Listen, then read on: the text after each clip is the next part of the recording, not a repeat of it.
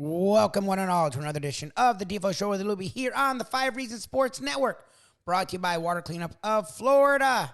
We've seen hurricanes miss us, but that doesn't mean there won't be issues coming soon. We've seen the waters come, the rainy season. The heat has been tough to deal with. It's never great for our home or office. No worries. Water Cleanup of Florida is there for you to make sure if you have any home or office issues with water or fire problems, they will go right away and they'll look brand new. Just call 954-579-0356. Michael, Robert, George, their entire team has over 60 years of combined experience with licensed, certified, and insured contractors. They will not only root out whatever issues you have, fix them, they'll make them look brand new. 954-579-0356. Check them out on their website, wcufl.com. Also on the socials at Water Cleanup FL. I'm telling you, they worked wonders for my wife and myself. If you don't believe me, or even if you do believe me, but you always want more sources, Google loves Water Cleanup of Florida, just like you will, with well over 85-star reviews. Water Cleanup of Florida, I'm telling you, if you have the schmutz, they have the guts. The Miami Dolphins in years past were not so gutsy. Well, the last couple years, they've gone all in. Young offensive guru, hopefully, and Mike McDaniel went and got Tyreek Hill. Went and got Bradley Chubb. Went and got Terron Armstead. We're flirting with Jonathan Taylor. Went and got Jalen Ramsey. Well, we talked about the Miami Dolphins, but the NFL season at large as the season kicks off a week from today with NFL Insider and analyst reporter Jason Cole. Talked all things NFL right now. The Defo Show with Lubie on the 5 Reasons Sports Network. Joining us right now, the best of the best when it comes to any kind of NFL discussion. And that would be our good friend Jason Cole, Outkick.com is where you'll find his work, Dynamite on Twitter. And we welcome him to the show. Jason, how are you, my friend? I'm fantastic. How are you, Defo? I'm good. You know what? I didn't make as much of this, I guess, as some of the debate shows, this Trey Lance deal, which Tony Segreto just brought up. That's all anybody seems to be talking about, although...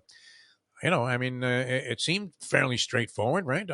San Francisco looking to get out of their losses there with Trey Lance. So they invested heavily in him. They didn't think he could do the job, so they salvage what they can, get rid of whatever money's on the books with him, and acquire a 4th-round pick. And if you're the Dallas Cowboys, why wouldn't you take a shot on this guy? What did you think of it? Is there more being said about this than needs to be? And obviously, there are implications there that they're unhappy with Dak, whatever. But what do you make of the whole Trey Lance situation? Well, I mean, I think it's the splash of them having traded a total, basically used a total of 3 first-round picks to go get Trey Lance and then give up on him when he's only made 100 throws in his career to this point, is shocking, and basically only 2 seasons. But they found out in a hurry that he's got some serious issues playing-wise and technical issues that are really hard to fix for a team that's trying to compete.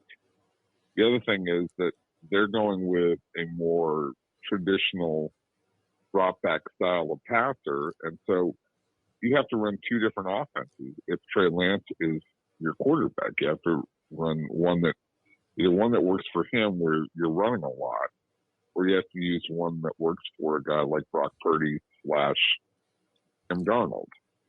And it just doesn't gel, along with the fact that he's just got, he's got a ton of issues, and he has not played regularly. To me, this is a call for, and I wrote this, you need to have a developmental league where this guy can get 3 or 4 games in the off season of action, where he throws a bunch of balls, because he just hasn't. I mean, he only threw 318 in college, and now Dallas has the same problem as San Francisco. They're a competitive team trying to find a way to get this guy some experience at a time where they don't have any part of their season to give away to a young player. So I don't know how he's going to get any better with Cowboys. It sounds neat to say, oh, well, he'll push Dak Prescott And it's clear that the Cowboys are pushing Dak Prescott as hard as they possibly can to get as much as they can out of him between now and next year when his contract is up. But Trey Lance really isn't a threat, in my view. That's much ado about nothing. If they're going to go get another quarterback, they're going to be signing a guy who's actually played a lot. Oh, it's interesting is that a lot of the time when these moves fail, especially when you trade overall 3 first-round picks to go up to number 3, and then the guy doesn't even start half a year in like 3 years, you would hear the staff, the execs be lambasted. But the thing is, the Niners elsewhere have drafted extremely well. They're probably a top 3 or 4 roster in all of the league. They're probably a top 2 or 3 team in all of the league. And even with injuries, almost found their way into the Super Bowl last year at quarterback. If you found your quarterback at the end of the draft, and Purdy does end up being the guy we saw for a lot of last season, is it a wash in a sense? Yeah, you did lose that trade, but you still found your guy in the end. It sort of is, because Purdy could be terrific. I mean, he was for half the season. And I've watched that kid play up close and personal 3 times. He's special. Yeah, he really is. He's different. But he's also small. Yeah. And I just don't know if he's going to hold up physically. I mean, he didn't hold up physically last year when he got hit. Now, it was an awkward, different kind of hit. And any quarterback, whether they're 6'5" or 5'11", which is he's closer to 5'11", any quarterback probably would have gotten hurt on that play. But the fact that he's not a very big guy leads you to believe there's more of this to come, possibly. So we'll see.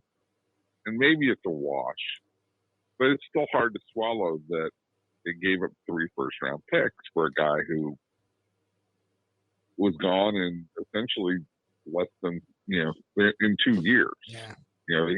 He was that bad and got hurt and was unlucky, and everything else that went with Trey Lance, because he was really inaccurate. But he was gone in basically 2 years. That is a black mark for your franchise and for your stewardship as a head coach. Kyle Shanahan has to live with that. He can, yes. You're not firing that guy. He's a great coach, and they have a great roster everywhere else. But this was a major, major mistake.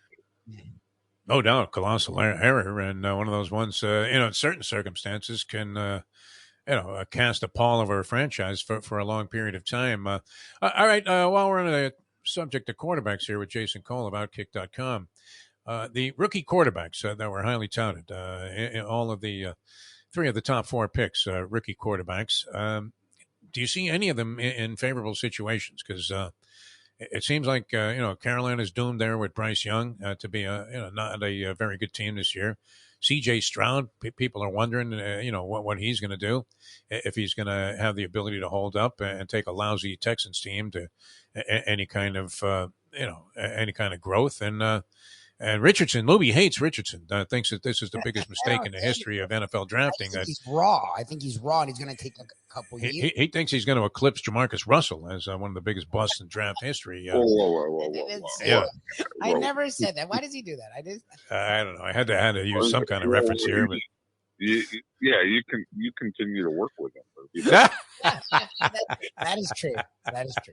Okay. Yeah. What do you think? Do any of these guys have a shot to make an impression, a favorable one? Claiming that Defo is misquoting you. Maybe a slight exaggeration of what he actually said. Yeah, you're feigning ignorance over his a loose interpretation of his actual thought. Right? Yeah. Yeah. I mean, please, this is 40-something years of this. Okay, yeah, we know how this works. You know what you're going to get, Jason. Yes. Yeah. This is on you, Lubie. It's definitely on you. Okay, so look, if they were generally teams that are really good don't do this at quarterback, right? Sure. So they were walking into bad teams anyways, and teams that end up with the number 1 pick were there for a reason. So yeah, none of these guys are walking into great situations in terms of trying to compete this year. I do think that both Carolina and Indianapolis understand the process. Carolina through their head coach, and Indianapolis because they've done it a couple of times. You know, they did it with Peyton Manning. They did it with Andrew Luck. How you make a franchise quarterback better. Now, that doesn't mean that you're automatically going to do it. Indianapolis didn't have a whole lot of luck with Jeff George, but certainly, again, with Peyton Manning and Andrew Luck, they did a good job of developing those guys as franchise quarterbacks. They got unlucky with Andrew Luck and his injury situation. That's why he quit. But I like those situations a lot better than Houston, where I think, but I don't think ownership is very strong in Houston and may not understand, okay, we went and got this guy. He has some fairly serious flaws because he comes out of that Urban Meyer offense at Ohio State. It wasn't coached by Urban Meyer necessarily, but that's an Urban Meyer offense, which has not translated well to the NFL. We're going to need to give him help and make him transition. I'm dubious about that one. I am also, yes, dubious about Anthony Richardson because that guy only made 393 throws. And so I posted a column yesterday. It's actually on the 33rd team. I posted a column in which I wrote about the fact that Anthony Richardson and Trey Lance are among 12 quarterbacks who've been drafted in the first round since 1990. That's when juniors started to get drafted. So there have been 12 quarterbacks in this group who threw less than 600 passes at the college level. Of those 12 guys, it includes Alex Smith, it includes Michael Vick, it includes guys like Jim Druckenmiller and Keith Schuler. None of those 12 guys have ever led their team to a Super Bowl. And you know, Anthony Richardson hasn't had a chance yet, so it's a little unfair to Anthony Richardson. But the careers of those 12 guys have not been what the team certainly expected them to be. And guys who had more than 600 pass attempts generally were much better. I think there's 74 guys in that group. 14 of them led their teams to a Super Bowl. So there's something to be said for experience. And Anthony Richardson has a lot to overcome. All right, one more thing. As we have the season, a week from tomorrow, gets underway with the initial Thursday night outing. As that Lions and the Kansas City Chiefs. We know the usual suspects, the contenders there. Some people would say maybe Jacksonville is a contender this year. Is there a somewhat surprise team that Jason Cole is zeroed in on who may actually have the possibility of winning it all? Winning it all? That's a surprise. I mean, are the Saints going to be a factor in the NFC? Jacksonville certainly would be a surprise. Jacksonville's not going to be a surprise. I'll disagree with you on that one because nobody in that division is any good. Yeah, okay. They're going to win that division. They're going to win 11 games and pretty easily, maybe 12. And they could even if they really dominate that division, they could win 13, 14 games. Now I doubt that, but I expect them to win 11 or 12 games and easily win that division and be a factor, and they'll be in the playoffs, right? I think they're missing something. They're just not quite there, especially with competition at quarterback in the AFC.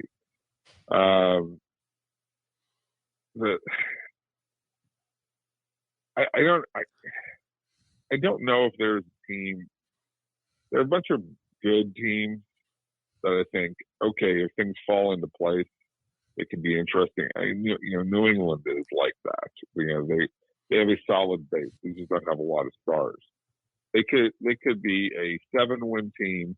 They could be an 11-win team. I still don't think they're enough of a contender because they just don't think they're good enough at quarterback. The NFC is where you say, okay, you could have a flawed team get through the whole thing. And because the competition at quarterback is not so great. And so I would say Detroit, as much as they're going to kind of dominate that division, everybody's in love with Detroit. They're really flawed. But yeah, they could end up in the Super Bowl, and boy, would that be fun if Dan Campbell was coaching in a Super Bowl.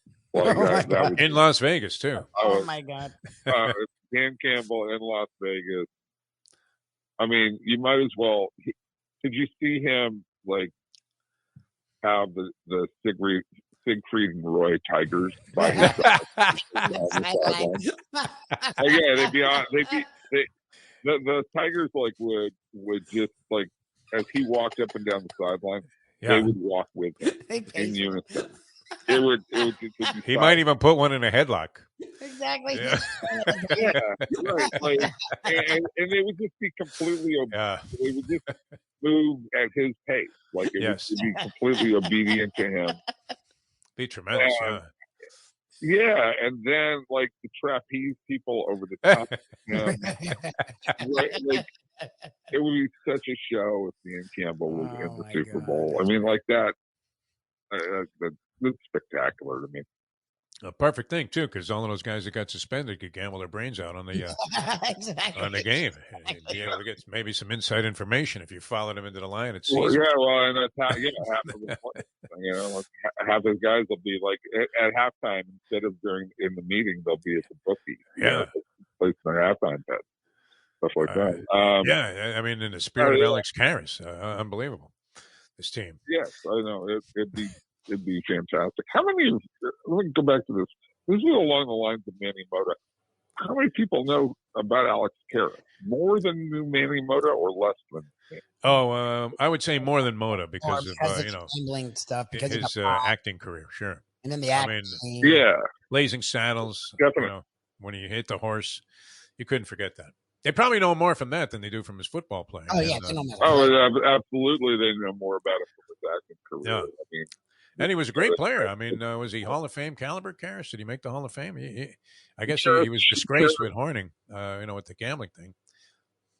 Yeah, that has hurt him. But, he was a caliber of a Hall of Fame player. Yeah, I would think so. I've heard. I can't say that.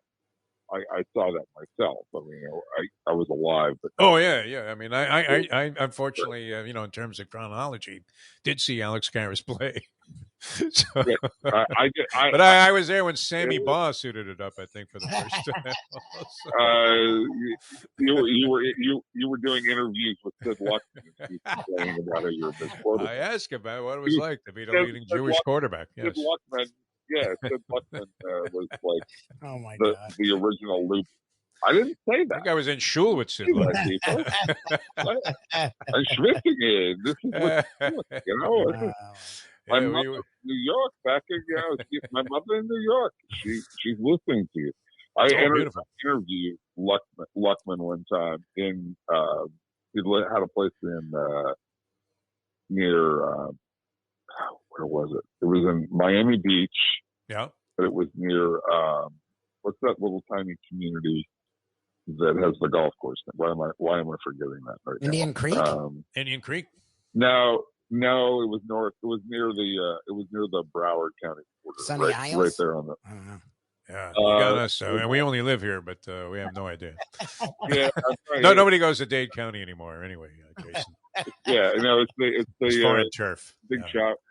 It's the big shopping center with the golf course right next to it. I'm just drawing a blank on it right now, but I went to his condo right there, and God, what a incredibly nice man he was. Like just like salt of the earth, and he gave me all these tchotchkes when I was done. Right, like all this, these crappy pens and like a dreidel.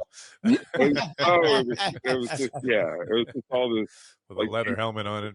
Like it was. Oh, I wish it was a leather helmet. That would have been collector's item. None of this stuff was like that. Luckman was great. That he had gathered from sales. He was awesome. He's in that very thin book of great Jewish athletes. All right. Always a pleasure, Jason. Outkick.com. And you'll find a column very relevant to our conversation today. Talking I switched over, just so you know, I've switched over to working for the 33rd team. With, yeah? Okay. Mike Tannenbaum and Joe Banner and those guys. Oh, okay. Very nice, man. No one has taken more advantage of free agency than you. Your movement's It's amazing. you and Neil O'Donnell. I'm telling you. Unbelievable. That's right. All right. Thanks, Jason. Always a pleasure. All right, cool, man. All right, guys. Be good. Thanks. The NFL season is almost here. College football kicked off last weekend, week 1 for the college football world. The Gators, the Knowles, and the Canes all kick off this weekend. We'll talk so much more about that in our morning show. Check us out, 7 to 9 on South Florida Live. Check us out with more of our national stuff on the Believe Network, BLEAV.com, search after hours. And our South Florida content right here, the Defo Show with Lubie on the 5 Reasons Sports Network. Hey, folks, Tony Segreto here. Let me ask you a question. What do you look for when you go out to eat? Good food, obviously, friendly atmosphere, not too loud, but good energy, reasonable prices, and a place where you feel comfortable. All those ingredients, no pun meant there, are hard to find unless you're talking about the Texas Roadhouse. You see, they encompass all of those attributes. Really, really good food, amazing atmosphere, good for a family, good for a date, or just a night out for yourself, and prices that will make you extremely happy. Their ribs, unmatched. Steaks, hand-cut every day. Everything, and I mean everything, is made on site, including their incredible bread. It's the one day, folks, that you can forget about low-carb diets. Trust me when I tell you, Texas Roadhouse, your restaurant, your destination when you say, where should we go and eat tonight? These days, we're all looking for comfort anywhere we can find it. Thank goodness for Landlubbers Raw Bar and Grill in Plantation, because they are making sure you are as comfortable as possible. First of all, they're not only open for delivery and pickup. All you have to do is go to landlubbersbarandgrill.com for both pickup and free delivery. You're going to have the best wings in the world. You're going to have a great burger. You're going to have their amazing soups. Again, Landlubbers, Raw Bar, and Grill. It's nice and easy. Just go to landlubbersbarandgrill.com for both your pickup and free delivery. Thank goodness for Landlubbers for making you always feel right at home.